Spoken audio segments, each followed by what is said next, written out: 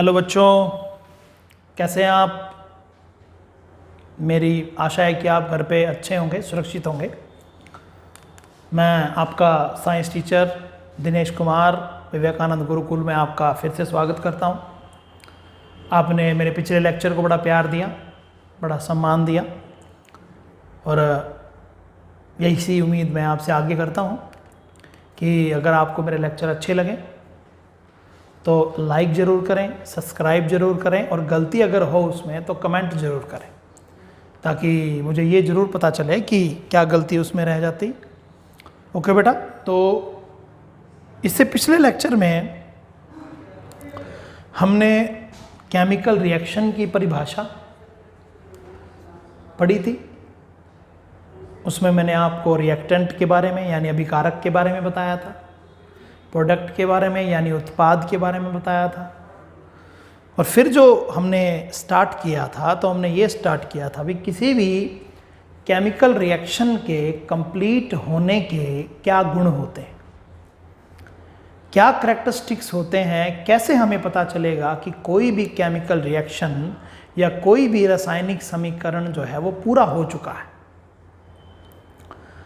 तो उसमें मैंने आपको सबसे पहला जो करैक्टर बताया था वो बताया था कि चेंज इन स्टेट।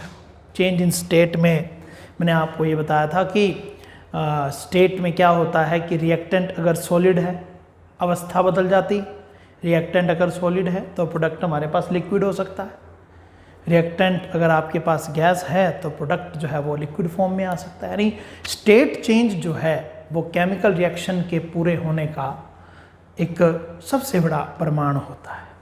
हमको पता चलता है भी कोई भी केमिकल रिएक्शन जो है वो पूरी हो चुकी है, कंप्लीट हो चुकी है। अब किसी भी केमिकल रिएक्शन के पूरे होने का दूसरा करैक्टर क्या होता है, वो होता है बेटा चेंज इन टेम्परेचर।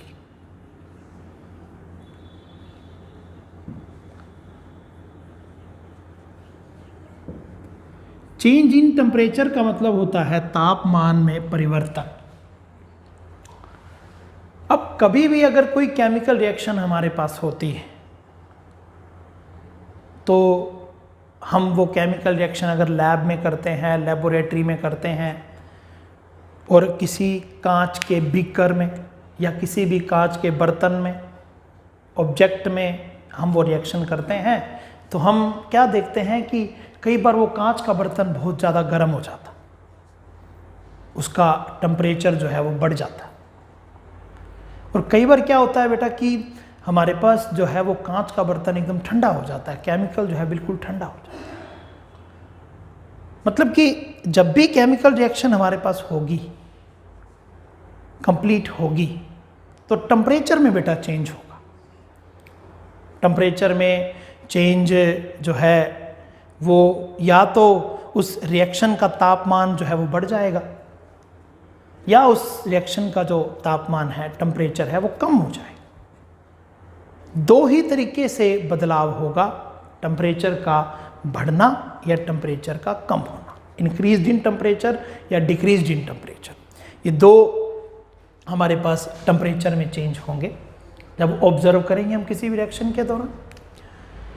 तीसरा जो हमारे पास चेंज होता है वो होता है बेटा change in colour. Change in colour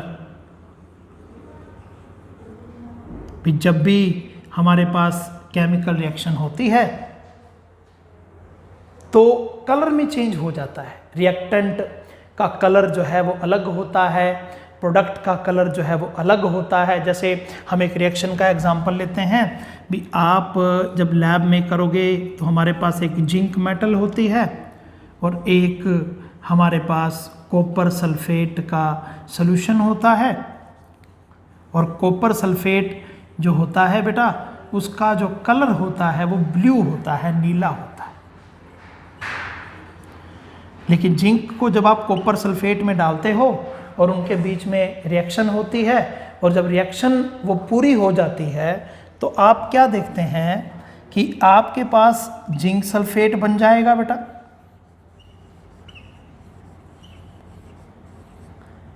और उसका जो कलर है वो रंगहीन होगा, कलरलेस हो जाएगा वो सॉल्यूशन, और जो ब्लू कलर था वो पूरा का पूरा समाप्त हो जाएगा बेटा, और हमारे पास कॉपर मेटल हमें अलग से मिल जाएगी।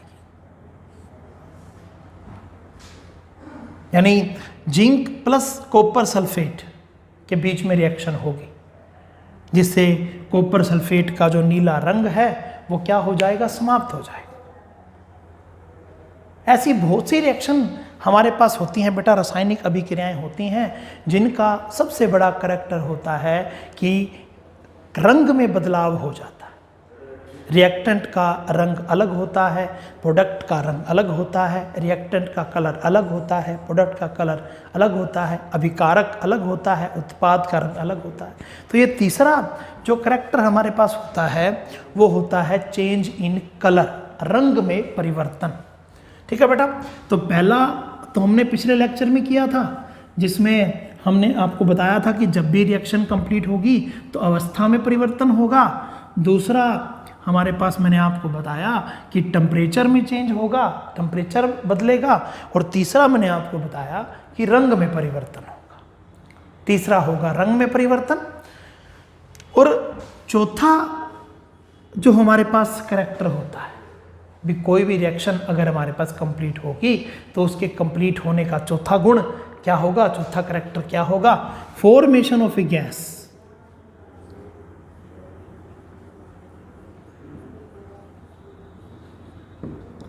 Formation of A gas.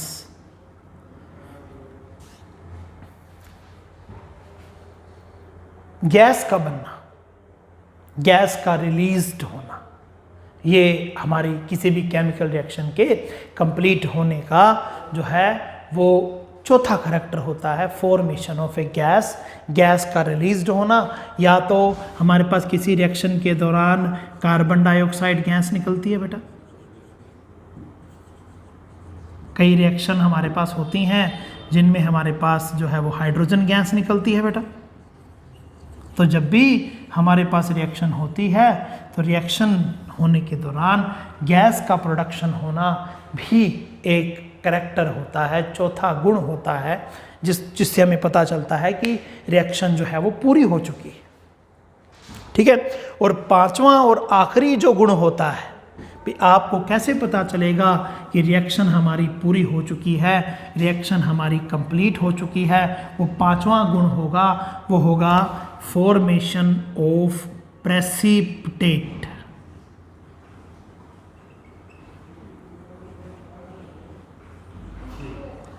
Formation of precipitate.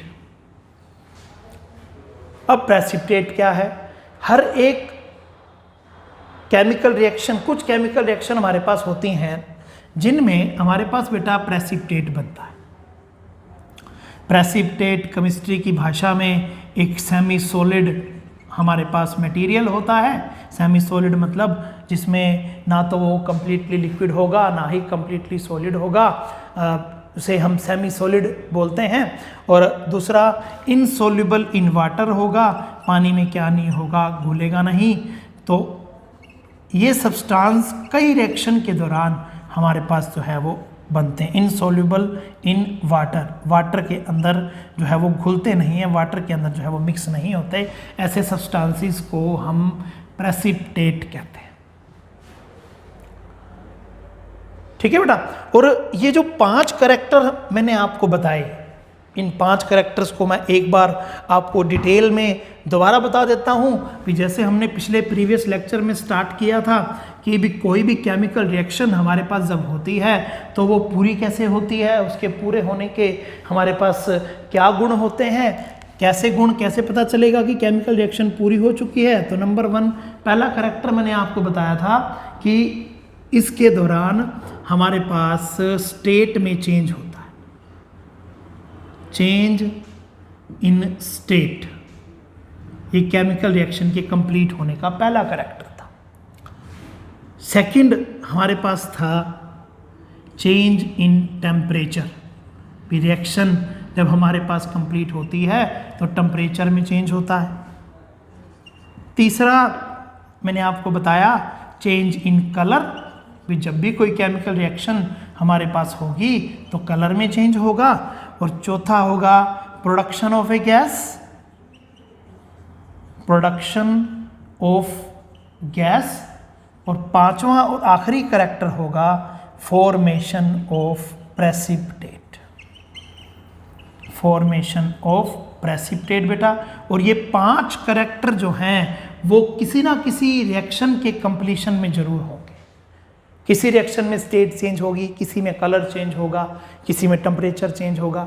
हर एक रिएक्शन के दौरान हमें कोई ना कोई बदलाव, कोई ना कोई करैक्टर जरूर देखने को मिलेगा। और इस चैप्टर में जब आगे हम बढ़ेंगे, फर्दर जब हम स्टडी करेंगे, तो हम जो है इन पर्टिकुलर 5 करैक्टर के बेस पर हम रिएक्शंस को कैटेगरी में बांटेंगे।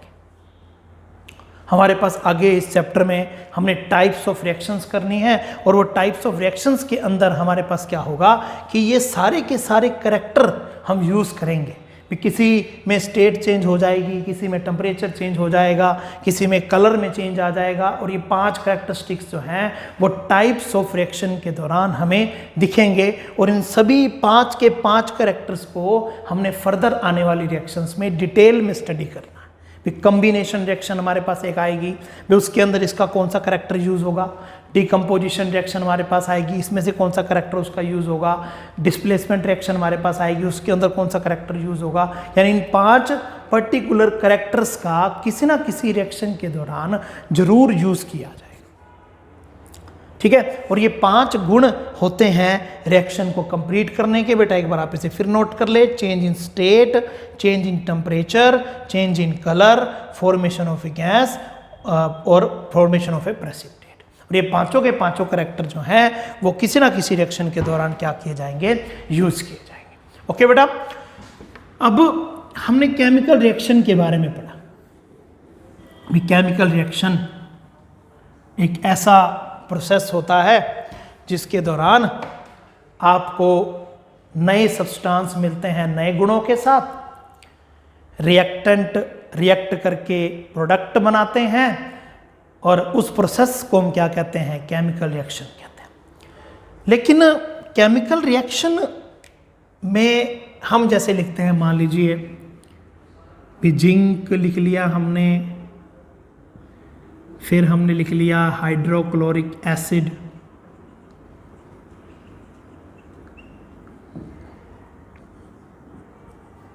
हाइड्रोक्लोरिक एसिड, फिर आपने लिख लिया बेटा जिंक क्लोराइड, और प्लस में बनती है हाइड्रोजन गैस। अभी मैंने आपको बताया था कि भी गैस का बनना जो है वो किसी भी रिएक्शन का एक कंप्लीशन का एक सिंबल होता है। तो ये इस रिएक्शन का एग्जांपल भी हमारे पास आ गया कि भी एक रिएक्शन है जिसमें जिंक मेटल जो है वो हाइड्रोक्लोरिक एसिड से रिएक्शन करके जिंक क्लोराइड बनाती है और हाइड्रोजन गैस प्रोड्यूस करती है। एक सिंबल बताया था मैंने आपको पिछले इस थोड़ी देर पहले ही कि भी किसी भी रिएक्शन के कंप्लीट होने का सबसे बड़ा सिंबल ये भी होता है कि उसमें प्रोडक्शन ऑफ गैस होती है। ओके बेटा, लेकिन अब मुझे ना बड़ी दिक्कत आ रही है, आप लोगों को भी दिक्कत आ रही होगी। सर हम जिंक लिखें पूरा, फिर हाइड्रोक्लोरिक एसिड पूरा लिखें, फिर जिंक क्लोराइड लिखें, हाइड्रोजन गैस लिखें, तो बड़ी दिक्कत सी आती। तो क्यों ना हम इसके रूप को चेंज कर दें, बदल दें, और हम इन नाम की जगह इनके सिंबल और फॉर्मूलाज यूज करें। जैसे जिंक मेटल को, यहाँ जिंक मेटल मुझे पूरा लिखना पड़ा, वर्ड लिखना पड़ा, तो इस जिंक मेटल को मैं Zn से रिप्रेजेंट कर दूं, ये लिखने में थोड़ा आसान है। अब हाइड्रोक्लोरिक एसिड है, इतना बड़ा लिखना पड़ रहा है, इसकी जगह मैं लिख देता हूं HCl।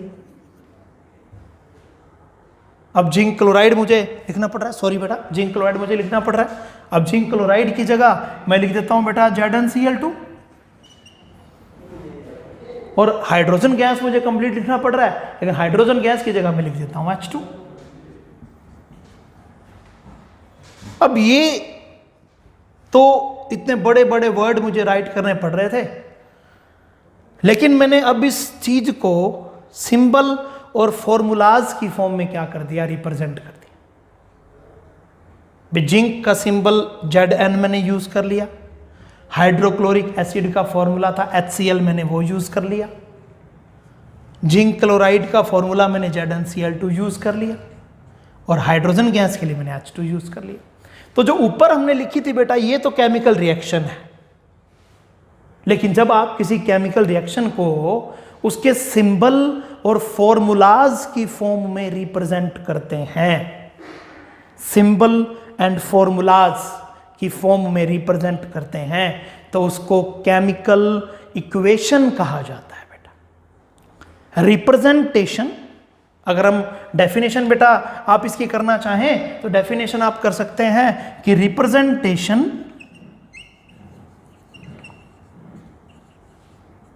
Of a chemical reaction, किसी भी केमिकल रिएक्शन को, representation of a chemical reaction in the form of symbol and formulas, किसी भी केमिकल रिएक्शन को उसके सिंबल और फॉर्मूलाज की फॉर्म में रिप्रेजेंट करना इज कॉल्ड केमिकल इक्वेशन, उसको हम केमिकल इक्वेशन कहते हैं बेटा। अब ऊपर अगर हम इसी एग्जांपल को लेकर चलते हैं बेटा, तो ये जो ऊपर आपने देखा था जिंक प्लस में hydrochloric acid, formation of zinc chloride plus में hydrogen gas, that is you can say that chemical reaction. लेकिन अब आपने जिंक को Zn की फॉर्म में रिप्रेजेंट कर दिया, हाइड्रोक्लोरिक एसिड को आपने HCl की फॉर्म में रिप्रेजेंट कर दिया, जिंक क्लोराइड की फॉर्म आपने ZnCl2 की फॉर्म में रिप्रेजेंट कर दिया, और हाइड्रोजन गैस को आपने किसकी फॉर्म में रिप्रेजेंट कर दिया, H2 यानी। तो इस तरह से अगर आप किसी रिएक्शन को सिंबल और फॉर्मूलाज की फॉर्म में क्या करते हैं, रिप्रेजेंट करते हैं, तो उस केमिकल रिएक्शन को फिर केमिकल इक्वेशन कहा जाता है बेटा। केमिकल इक्वेशन कहते हैं representation of a chemical reaction in the form of their symbol and formulas. जो केमिकल रिएक्शन दैट इज रासायनिक अभिक्रिया और जो केमिकल इक्वेशन होती है उसे हम बोलते हैं रासायनिक समीकरण। अब ये जो है ये रासायनिक अभिक्रिया है और जो नीचे हमने बनाया है बेटा ये क्या है, रासायनिक समीकरण। ठीक है जी, तो ये ध्यान रखना है कि हम ज़्यादातर प्रेफरेंस देते हैं, ज़्यादातर लिखने की कोशिश करते हैं कि हम रासायनिक समीकरण लिखें रासायनिक अभिक्रिया की जगह, क्योंकि रासायनिक अभिक्रिया में हमें बहुत बड़े बड़े शब्दों को लिखना पड़ता है, लेकिन केमिकल इक्वेशन में आप क्या कर सकते हैं, उनके सिंबल और फॉर्मूलाज को यूज़ करके आसानी से उसको राइट कर सकते हैं, आसानी से जो है उसे आप स्वरूप दे सकते हैं। ठीक है, लेकिन उसमें भी कुछ दिक्कतें हैं। दिक्कत क्या है कि जैसे अब कोई भी केमिकल इक्वेशन अगर आप राइट करते हैं तो उसमें बहुत सारी कमियां होती हैं बेटा। अब कमियां क्या है, जैसे मैं आपके पास एक रिएक्शन लिखता हूं, सिंपल सी एक रिएक्शन मैं आपके पास लिखता हूं भाई, केमिकल इक्वेशन में आपके पास एक राइट करता हूं भी, एक ये है जिंक प्लस में आपने लिया इसके अंदर कॉपर सल्फेट, और आपके पास बन गया जिंक सल्फेट और प्लस में बन गया कॉपर। ये एक केमिकल इक्वेशन का एग्जांपल मैंने लिखा। लेकिन अब इस केमिकल इक्वेशन से आपको कुछ पता नहीं चल रहा। क्या पता नहीं चल रहा भी, आप लोगों को ये नहीं पता चल रहा कि ये जो जिंक मेटल है इसकी स्टेट क्या है, कॉपर सल्फेट इसकी स्टेट क्या है। स्टेट का मतलब इसकी अवस्था क्या है, कि इसमें ये सॉलिड है, ये लिक्विड है या गैस है। कॉपर मेटल की क्या स्टेट है, सॉलिड है, लिक्विड, कुछ नहीं पता चल रहा है आपको इससे। आपको ये नहीं पता चल रहा कि जो है इस रिएक्शन में हीट में कितना चेंज हुआ है, हीट कम हुई है या हीट बढ़ी हुई है। आपको इस रिएक्शन के दौरान जो है मतलब इस केमिकल इक्वेशन से ये नहीं पता चल रहा कि क्या इसके एटम दोनों तरफ बराबर हैं कि नहीं है। मतलब ये जो इक्वेशन हमने राइट की है ये अधूरी इक्वेशन है। अधूरी का मतलब ये है कि इससे हमें पूरी जानकारी नहीं मिल रही, पूरी इंफॉर्मेशन नहीं मिल रही। इसलिए जब भी हम कोई केमिकल इक्वेशन बेटा राइट करते हैं तो उस केमिकल इक्वेशन को राइट करने से पहले हमें कुछ बातों का ध्यान रखना पड़ता है। कि वो ध्यान क्या रखना पड़ता है कि कोई भी केमिकल इक्वेशन आप राइट करो, उसके अंदर जितने सिंबल और फॉर्मूलाज आप लोग यूज करेंगे या जितने कंपाउंड, जितने एलिमेंट आप यूज करेंगे, आपने सबसे पहले जो है उस इक्वेशन को कंप्लीटली इंफॉर्मेटिव बनाना है। इंफॉर्मेटिव शब्द का मतलब क्या है कि इक्वेशन ऐसी होनी चाहिए जिससे आपको कंप्लीट जानकारी मिले। ये हमारी सबसे पहला फर्ज होना चाहिए। जैसे मैं आपके सामने कोई और एग्जांपल लेता हूं भी, जैसे मैं लेता हूं भी हाइड्रोजन H2 जुड़ती है क्लोरीन के साथ और हमारे पास बनता है HCl।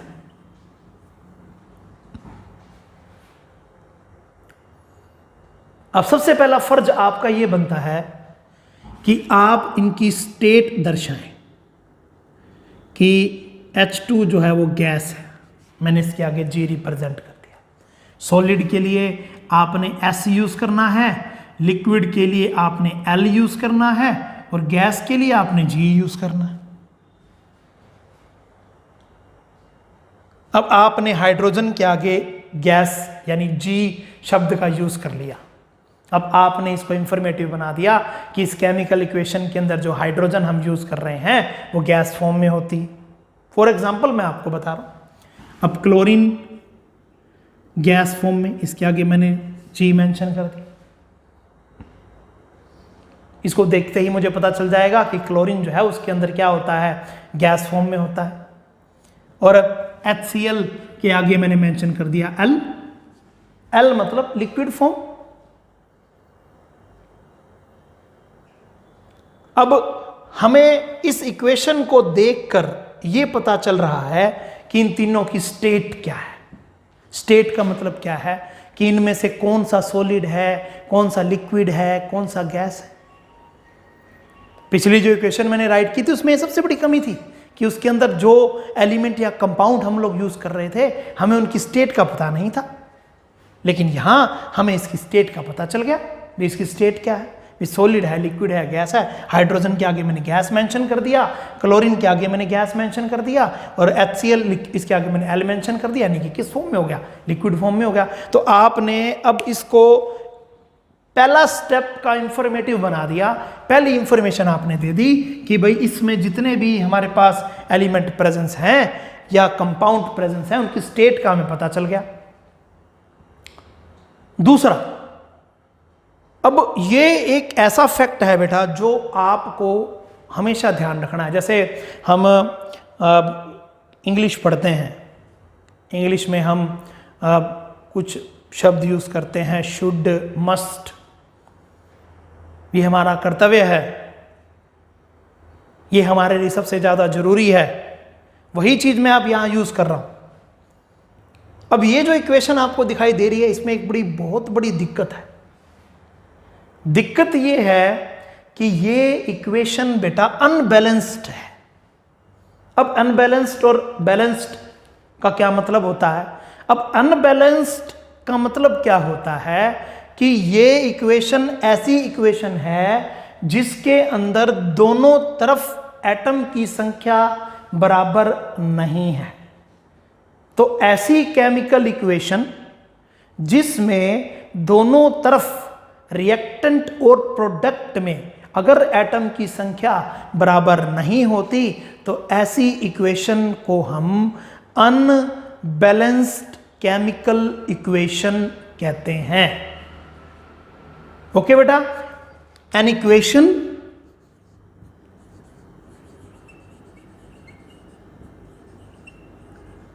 in which atoms on both sides are not equal both sides are not equal, एक ऐसी इक्वेशन जिसमें एटम्स की संख्या दोनों साइड बराबर नहीं होती, ऐसी इक्वेशन को हम अनबैलेंस्ड केमिकल इक्वेशन कहते हैं बेटा। अब ये अनबैलेंस्ड है, अनबैलेंस्ड का एक सुंदर सा प्यारा सा नाम और भी है, वो है स्केलेटल। अनबैलेंस्ड इक्वेशन जो होती है ना, उसे स्केलेटल इक्वेशन भी कहते हैं। अब ये एक स्केलेटल इक्वेशन है जिसमें दोनों तरफ एटम की संख्या बराबर नहीं होती है, और ये इसकी सबसे बड़ी कमी है। और आपका फर्ज ये बनता है कि आप इसकी सबसे बड़ी कमी को दूर करें। पहली कमी आपने दूर ये की कि आपने केमिकल इक्वेशन में जितने सिंबल और फॉर्मूलाज प्रेजेंस थे, आपने उन सभी के आगे सॉलिड, लिक्विड और गैस को मेंशन करके और उसको इंफॉर्मेटिव बना दिया। अब इसकी दूसरी कमी सबसे बड़ी ये है कि इसके दोनों तरफ एटम की संख्या बराबर नहीं है, इसलिए ये इक्वेशन हमारे पास क्या होगी, अनबैलेंस्ड होगी। अब हमारा फर्ज ये बनता है कि हम इसे बैलेंस्ड करें। बैलेंस्ड का मतलब क्या है कि इसके दोनों तरफ एटम की संख्या क्या करनी होगी, हमें बराबर करनी होगी। तो जब हम किसी इक्वेशन के अंदर एटम्स की संख्या को बराबर कर देते हैं तो वो इक्वेशन हमारी बैलेंस्ड केमिकल इक्वेशन बन जाती है। बैलेंस्ड का मतलब जिसमें हमारी तरफ इस इक्वेशन में एटम की संख्या दोनों तरफ बराबर होती है। और ये बेटा आपका फर्ज बनता है, आपकी मोरल रिस्पॉन्सिबिलिटी बनती है कि जब भी कोई केमिकल इक्वेशन आपके सामने आएगी, आपने सबसे पहले उसको बैलेंस्ड करना है बेटा। आपकी कोशिश यही रहनी चाहिए कि वो इक्वेशन हमारी बैलेंस्ड हो, जरूर बैलेंस्ड हो, क्योंकि इसके लिए हमें एक लॉ जो हमने 9th क्लास में पढ़ा था, जिसका नाम है लॉ कंजर्वेशन ऑफ मास, हमें उसको फॉलो करना है। कई बार ना हमारे पास बेटा जो है बोर्ड में कुछ भी पूछ लिया जाता है कि हम किसी इक्वेशन को बैलेंस्ड क्यों करते हैं, किसी भी इक्वेशन को हम बैलेंस्ड क्यों करते हैं, दोनों तरफ एटम्स बराबर क्यों करते हैं, तो हम उसका आंसर क्या देंगे कि सर हम बैलेंस इसलिए करते हैं ताकि हम उसमें लॉ कंजर्वेशन ऑफ मास को वेरीफाई कर सकें, to verify the law conservation of mass. Law conservation of mass क्या कहता है कि कोई भी केमिकल रिएक्शन जो हमारे पास होती है, उसमें रिएक्टेंट का जो मास होता है वो प्रोडक्ट के मास के क्या होता है, बराबर होता है। मास की हमें कोई भी हानि नहीं होती, इसलिए हमें ये ध्यान रखना है कि हम जो है वो लॉ कंजर्वेशन ऑफ मास को फॉलो करने के लिए इक्वेशन को क्या करते हैं, बैलेंस्ड करते हैं। अगर इक्वेशन में एटम बराबर ना हो तो उन्हें अनबैलेंस्ड कहा जाता है, और अगर दोनों तरफ एटम की संख्या हमारे पास क्या हो जाती है, बराबर हो जाती है, तो उसे हम क्या कहते हैं, बैलेंस्ड केमिकल इक्वेशन कहते हैं बेटा। और रिएक्शन को बैलेंस्ड करना इसलिए जरूरी है ताकि हम लॉ कंजर्वेशन ऑफ मास को क्या कर सकें, वेरीफाई कर सकें, दोनों तरफ एटम्स को क्या कर सके, बराबर कर सके। तो अब आप यहां देखिए कि यहां पर हाइड्रोजन कितने हैं, 2, यहां पर कितना है, 1। तो अगर मैं इसको 2 से क्या कर दूं, मल्टीप्लाई कर दूं, तो यहां पर भी हाइड्रोजन कितने हो गए, 2 हो गए। और यहां पर क्लोरीन देखिए कितने हैं, 2, और यहां पर भी क्लोरीन कितने हैं, 2। तो अब ये दोनों तरफ एटम की संख्या हमारे पास क्या होगी, बराबर होगी। तो जब एटम्स की संख्या किसी इक्वेशन में बराबर हो जाती है बेटा, तो उसको हम क्या बोलते हैं, बैलेंस्ड केमिकल इक्वेशन बोलते हैं।